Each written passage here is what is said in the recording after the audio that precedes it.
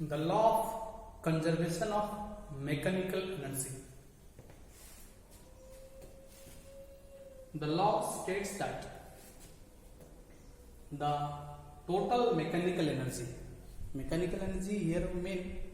kinetic energy plus potential energy of a body or system under the influence of conservative forces, okay, remains constant in absence of dissipative forces. ठीक है, जैसे एक object को हम एक certain height से हम ड्रॉप करेंगे, ठीक है, तो ये किस कौन सा कंजर्वेटिव फोर्स के इन्फ्लुएंस में नीचे जाएगा? ये ग्रेविटेशनल फोर्स के इन्फ्लुएंस में नीचे जाएगा। तो उस दौरान इसका जो एनर्जी होगा वो कंजर्व होगा, क्योंकि ये जो फ्री फॉल हो रहा है it is under the influence of A conservative force which is gravitational force. Therefore the total energy at the top release से पहले A पोजीशन है, बीच में मान लेते हैं B पोजीशन है, ग्राउंड टच करने से पहले C पोजीशन है, तो position A, position B, position C, तीनों पोजीशन में टोटल एनर्जी मतलब काइनेटिक प्लस पोटेंशियल कांस्टेंट रहेगा। ओके, हाँ, ये होना नहीं चाहिए कि सराउंडिंग में कोई ऐसा डिसिपेटिव फोर्स नहीं होना चाहिए, ठीक है, जिसके जैसे फ्रिक्शनल फोर्स एक डिसिपेटिव फोर्स है, नॉन कंजर्वेटिव फोर्सेस उसको इन्फ्लुएंस नहीं करना चाहिए, ठीक है, एयर का रेजिस्टेंस उसको इन्फ्लुएंस नहीं करना चाहिए, तब थोड़ा सा energy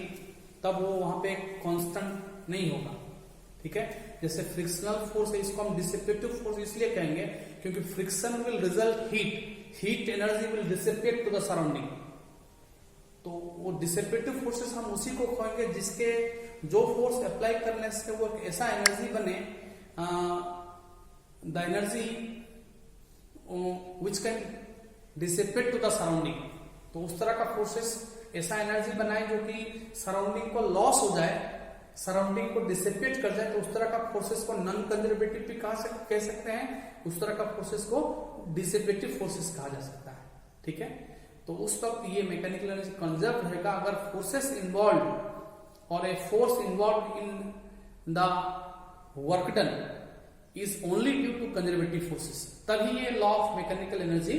conservation of mechanical energy valid माना जाएगा, ठीक है। इसका एक सिंपल हम मैथमेटिकल फॉर्म में लिखते हैं, okay, just note down the statement of the law, okay, we will prove this law of conservation of mechanical energy.